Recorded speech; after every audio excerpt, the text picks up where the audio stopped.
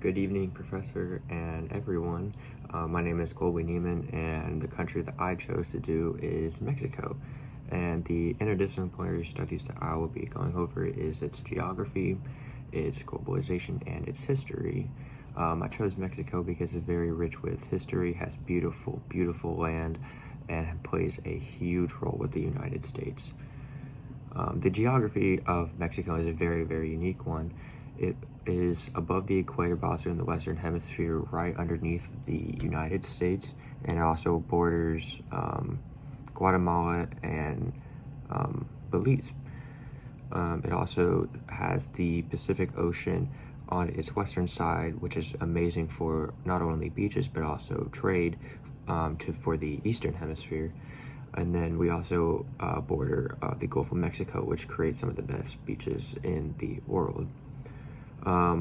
Another distinct feature that Mexico has is its three main mountain ranges.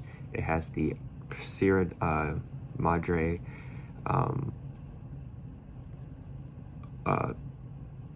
Occidental to the west, and then the Oriental to the east. So the Oriental and then the Occidental, but then also on the south they have the Del Sur mountain range right there. And these three major mountain ranges, they surround their capital, which is Mexico City. Because Mexico has these such beautiful beaches, it attracts a lot of tourism to these places. And these places really have to rely on said tourism, because that is like the whole thing that their economy is based around. So when something like COVID happens, it really shuts them down for a long time, and they lose a ton of money because most of the jobs there is just centered around that tourism.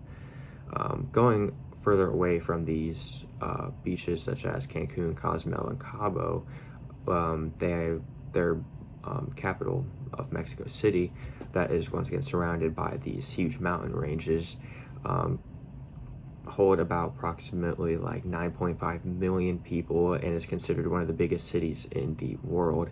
It is home to a ton of sports teams, most of the population, and a ton of churches. When way back when the Aztecs had lived there, when they got conquered, the Spanish conquistadors had brought Roman Catholicism to them and had forced them to convert.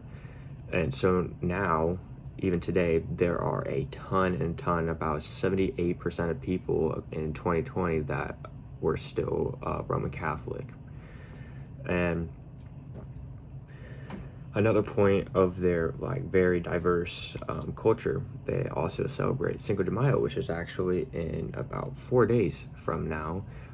It is a huge celebration that these people have because they won the Battle of Puebla in the Franco-Mexican War. It is a huge holiday for them, means a ton. And going back to the United States and how they are such great allies with us, they are not only just in the United Nations with us, but we also have the North American Trade Agreement with them, which is a tax-free trade between all the countries in most of the countries in North America. However, not all relations between Mexico and the U.S. are so amazing.